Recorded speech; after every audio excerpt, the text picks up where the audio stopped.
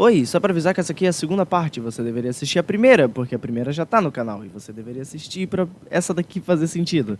É só isso mesmo, bom vídeo, a primeira parte vai estar na descrição. Outra informação que recebemos sobre esses dois é de que ambos atendem a Blueberry Academy, o que nos leva a... Na segunda parte da DLC, o Disco Índigo, nosso personagem é transferido da Academia Naranja ou Uva para a Academia Blueberry, que aparenta ser no meio do oceano? Ok.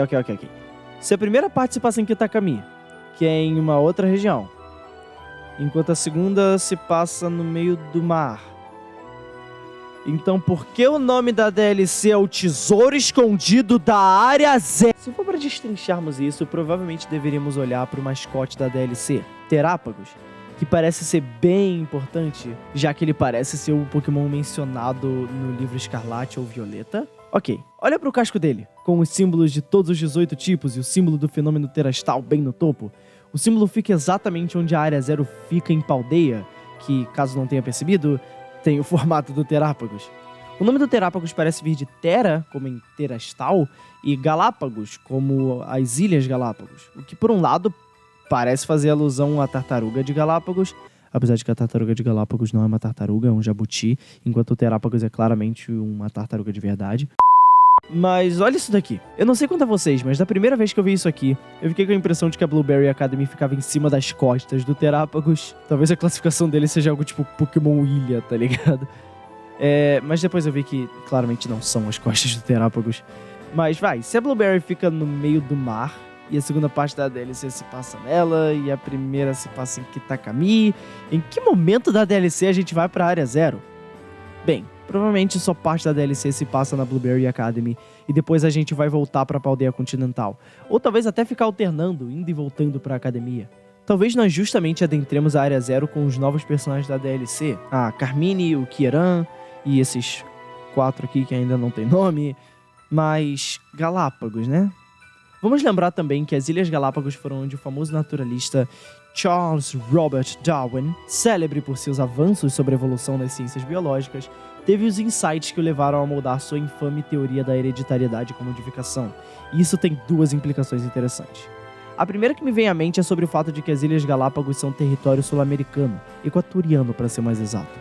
Paldea, sendo baseada em Espanha e Portugal, tem várias referências à América Latina, e é bem possível que essa seja mais uma delas. Talvez isso esteja relacionado até ao Mil, que originalmente era dito ter vindo da Amazônia. O worldbuilding de Pokémon não era tão bem estabelecido naquela época. Vamos dar um descanso pros caras. E falando no Mil, cujo é dito conter o DNA de todos os Pokémon existentes, a segunda implicação é sobre como Scarlet e Violet tratam de evolução darwiniana, bem mais do que qualquer outro jogo de Pokémon, tratando de temas como ancestralidade de espécies e convergência evolutiva. Talvez o Terápagos esteja diretamente relacionado à evolução no mundo de Pokémon, tanto a darwiniana, quanto talvez até a clássica, e quem sabe... Ok, uma coisa que parece apoiar essa ideia são os textos no jornal da Área Zero, tais como... Nós determinamos que essa cristalização de energia está ligada ao ser que nós chamamos de Terápagos. As placas hexagonais intertravadas do casco de Terápagos devem de alguma forma causar esse fenômeno, o qual nós batizamos de terastalização. O jornal também menciona que o Terastal modifica as funções dos seres vivos. A gente vai voltar nisso aqui mais tarde. Mas uma coisa a ser levada em consideração é que o Terápagos não tem placas hexagonais. 1, 2, 3, 4, 5... Isso são pentágonos. O único hexágono nas costas do Terápagos é esse aqui. Será que isso significa que o Terápagos não é o Pokémon mencionado pelo livro? Eu tenho minhas dúvidas quanto a isso. E um ponto que eu deveria mencionar é que eu sou bem impaciente. Então, ao invés de só gravar o vídeo inteiro, depois editar o vídeo inteiro, eu fui tipo, grava essa parte, edita essa parte. Grava mais uma parte, edita essa parte. E no meio dessa brincadeira, a nova temporada, Pokémon Horizon, com a nova protagonista Liko no lugar do Ash, já foi lançada no Japão. E o primeiro episódio mostrou isso aqui. Desde o início, eles já vinham promovendo esse pingente terastal que a Liko tinha, e aparentemente esse bicho saiu de dentro dele. Eu não sei, eu não assisti o episódio, mas já existem teorias sobre o que é esse bicho aqui. A primeira que eu queria falar aqui, só pra descartar mesmo, porque eu acho que é a menos provável, é de que esse Taruguinho é tipo o Carbink. É dito que a Diancie, um dos míticos da sexta geração, foi um Carbink que se transformou em Diancie. Mas não existe nenhum método para evoluir um Carbink pra Diancie nem nada do tipo. São relacionados, mas só em lore, não em mecânica. Mesma coisa pra Manaf e Phione. A Manaf é 2, se não o único mítico que consegue bridar. E do ovo sai uma Phione, que você não consegue evoluir pra Manaf. De novo, só lore, dessa vez com um pouco mais mecânica. Eu sinceramente acho que se fosse assim, ele não receberia toda essa ênfase no anime. O que nos leva à próxima possibilidade, de que... Um argumento válido para dizer que essa é uma forma alternativa do Terapagos é que ele parece ser o terceiro lendário de Pokémon Scarlet e Violet. Que o Rayquaza foi para a terceira geração, Giratina foi para a quarta, que o Rain foi para a quinta, Zygarde para a sexta, Necrozma para a sétima e Eternatus para a oitava, é o que ele parece ser agora para a nona. Da mesma forma que o Eternatus era a fonte da energia Dynamax, inclusive, o Terapagos parece ser uma espécie de fonte para o fenômeno Terastal. E, bem, todos esses Pokémon mencionados receberam algum tipo de forma alternativa. Tendo isso em mente, é bem improvável que o Taruguinho seja uma forma do Terapagos, já que enquanto eu tava escrevendo esse roteiro, a Pokémon Company fez esse tweet. Um recém-descoberto Pokémon aparece no tesouro escondido da Área Zero para Pokémon Scarlet ou Pokémon Violet. Sua esplêndida aura é reminiscente do Pokémon lendário Terapagos, mas o nome e a verdadeira natureza desse Pokémon são rodeados em mistério. Então eu acho que dá pra descartar que isso é uma forma alternativa do Terapagos. Embora eu ainda ache que ele vai ter uma, talvez algo que remeta mais ao suposto terceiro lendário visto no livro, com a cauda enorme, a coroa nas costas e a orbe gigantesca. A terceira possibilidade do que esse Pokémonzinho aqui pode ser é... A sétima geração de Pokémon quebrou uma linha de raciocínio que era padrão nos jogos de Pokémon desde a sua concepção. Pokémon lendários não evoluem. Todo Pokémon lendário da primeira até a sexta geração era estágio único, tendo no máximo algum tipo de forma alternativa. Porém, com Type Nu evoluindo para Silvally e Cosmog evoluindo para Cosmoem e depois para Lunala ou Solgaleo, isso mudou. Logo depois, Scubfu e Urshifu foram introduzidos e agora é possível que essa aqui seja uma pré-evolução do Terapagos. Realmente um Pokémon diferente. De novo, apesar disso, mesmo que esse seja o caso, ainda é bem provável que o Terapagos tenha alguma forma alternativa. Voltemos ao problema dos hexágonos e pentágonos. O casco do bebê Terapagos...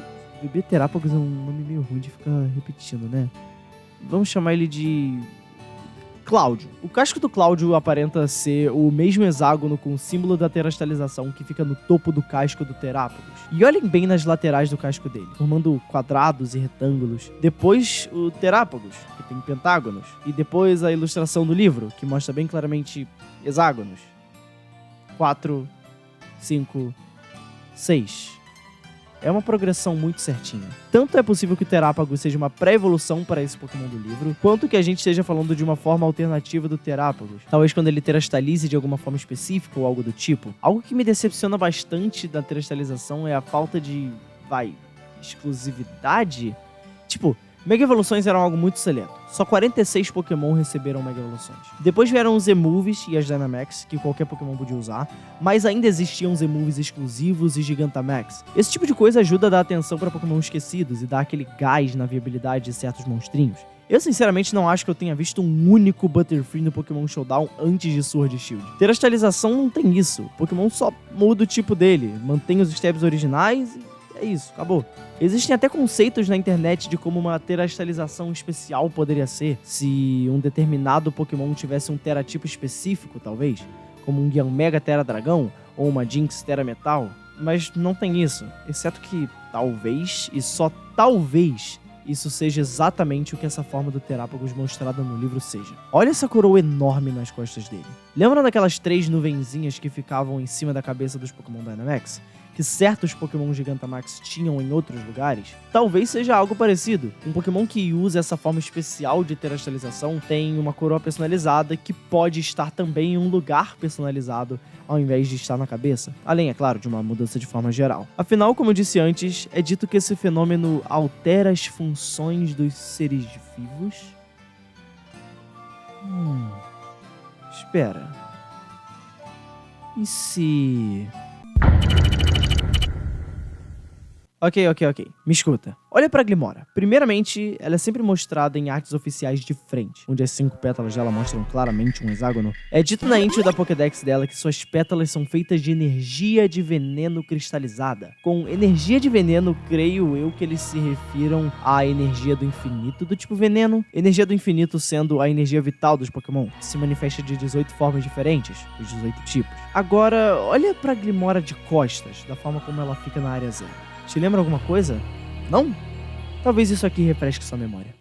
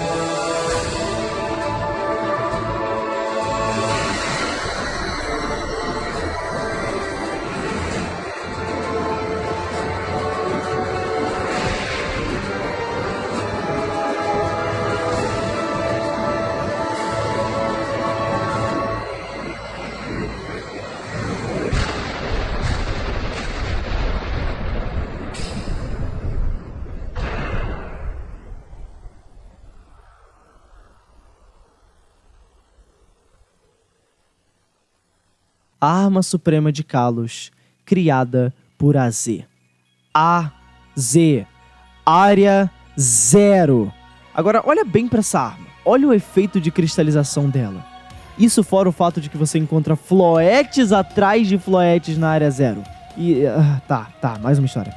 Pra quem não conhece a história, lá vai. Há 3.000 anos atrás, a região de Kalos estava em guerra. Talvez com Galar, talvez com Nova, talvez até consigo mesma. Mas durante essa guerra, a floete de AZ foi morta em batalha. AZ então criou a arma suprema para reviver sua amada floete. Ele então disparou novamente a arma, dessa vez para acabar com a guerra. Sua floete, ao descobrir que a arma que ele criara usava a energia vital de outros Pokémon para funcionar, o deixou. As Mega Pedras se originaram a partir da radiação dessa arma, dando origem às Mega Evoluções. É dito que os Pokémon que receberam Mega Evoluções foram os Pokémon que foram sacrificados para alimentar a arma. Uma coisa que nós sabemos sobre esse terceiro lendário, seja ele realmente o Terápagos ou não, é que ele mexe com a cabeça das pessoas. O Heath, que foi o pesquisador original que foi explorar a Área 0, disse que tinha vozes falando com ele, disse que o resto da equipe não iria entender. De alguma forma essa coisa fala com você, mexe com a sua cabeça. Talvez tenha mexido com a cabeça do AZ também, fragilizado pela morte de sua querida companheira, da mesma forma que provavelmente ele fez o Professor Turo ou a Sada, os levando a criar a Máquina do Tempo. Esse terceiro lendário talvez tenha levado o AZ a criar a Arma Suprema. Alterar as funções dos seres vivos, inclusive, parece muito o que Mega Evolução faz, sinceramente. Pokémon X e Y fazem 10 anos esse ano, e a Game Freak até renovou os direitos autorais das logos. Kalos era baseado na França e tem essa cordilheira de montanhas aqui. A mesma cordilheira de montanhas que a França tem na divisa com... isso mesmo, a Espanha. E olha o que a gente consegue ver no mapa de Paldea coberto por nuvens. Pois é. Pokémon X e Y foram os únicos jogos da franquia a nunca ter recebido uma terceira versão, continuações ou DLCs. Até mesmo coisas diretamente relacionadas a Kalos e aos Pokémon de Kalos, como o Ash Greninja e as formas do Zygarde, aconteceram em Sun e Moon, na 7ª geração. Você ao menos esperaria que o Zygarde, que é um Pokémon tão importante e protetor do ecossistema, teria algum tipo de relevância no jogo. Mas não. Ele só foi jogado numa caverna pra você entrar, capturar e ir embora. Talvez, só talvez, a aclamada continuação de Kalos, o famoso Pokémon Z, esteja por vir ainda na 9ª geração. Pensem comigo, já tivemos os remakes da 4ª geração depois de Sword and Shield. Os Black e White só devem vir na 10ª geração agora. Mas eu também duvido que eles façam uma terceira versão ou o segundo par de jogos para Scarlet e Violet, já que eles já estão recebendo uma DLC. E eu também não acho que eles vão deixar uma geração inteira com só 2 jogos. Tá bom.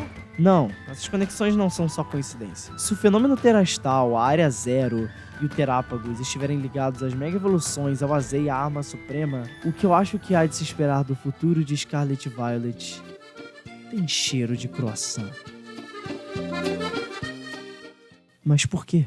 Por que tentar guiar o Heath, que foi quem escreveu o livro Escarlate ou Violeta, e o professor da sua versão a criar a máquina do tempo?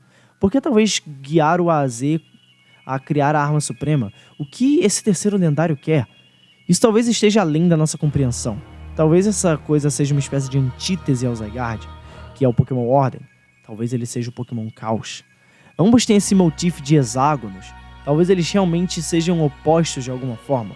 Principalmente se você pensar que todo o terceiro lendário é do tipo dragão, e dragão tem vantagem contra dragão. Talvez da mesma forma que o Zygarde é o protetor do ecossistema, esse bicho queira desequilibrá-lo. Quer dizer, boa parte do plot de Scarlet e Violet é sobre não deixar esses Pokémon paradoxo, que podem acabar com o ecossistema, andarem por aí na região. Pokémon paradoxo que foram trazidos pela máquina do tempo que o terceiro lendário ensinou Turo Osada a construir. Bom, é claro que você não imaginaria isso só olhando para essa cara fofinha, mas aparências enganam. Bom, eu acho que isso resume bem tudo que eu tinha pra falar sobre o assunto. Se você assistiu até aqui é porque no mínimo você gostou do vídeo, então deixa o seu like e me ajuda com o engajamento disso, compartilhando, comentando. Toda a interação que você tem com o vídeo ajuda o YouTube a entender que você gostou disso, que talvez mais pessoas também gostem. Esse vídeo ele deu muito trabalho, mais por inexperiência minha do que qualquer coisa, mas também porque eu dependo da disponibilidade de um equipamento que não é meu. Então isso complica um pouco as coisas. Eu demorei mais de um mês para editar esse vídeo, porque eu não tenho acesso a esse computador sempre, porque ele não é meu. Então, toda ajuda que vocês puderem me dar é apreciada. Eu acho que é isso, povo do oceano.